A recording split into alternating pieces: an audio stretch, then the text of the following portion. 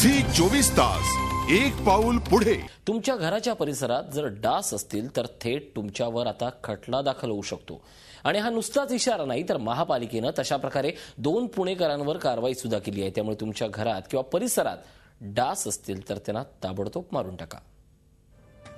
पुणेकरांनो, डासांपासून दूर रहा। डासांबरोबर राहाल तर आरोपी व्हाल।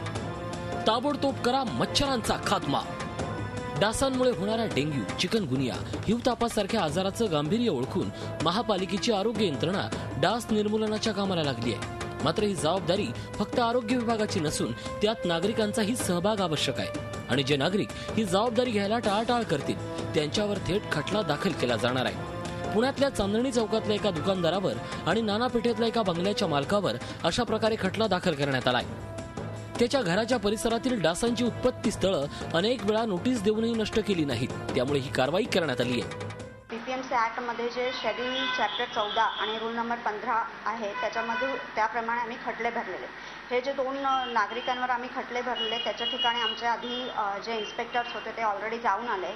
त्यांना 3 वेळा त्यांनी नोटीस दिली। त्यांना सांगितलं की तुम्ही याच्यावरती कारवाई करा, हे पाणी इथलं काढून टाका किंवा टायरमध्ये साठलेलं पाणी आहे ते तुम्ही काढून टाका, परंतु त्यांनी ते केलं नाही। त्यामुळे आम्ही ह्या सेक्शन अंतर्गत त्यांच्यावरती पीएमसी कोर्टामध्ये खटले भरलेले।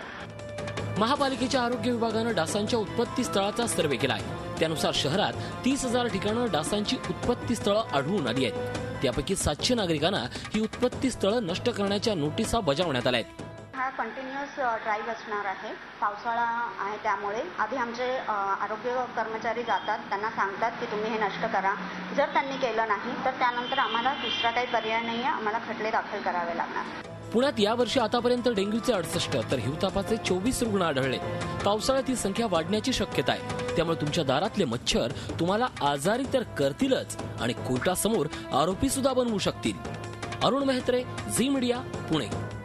झी 24 तास एक पाऊल पुढे।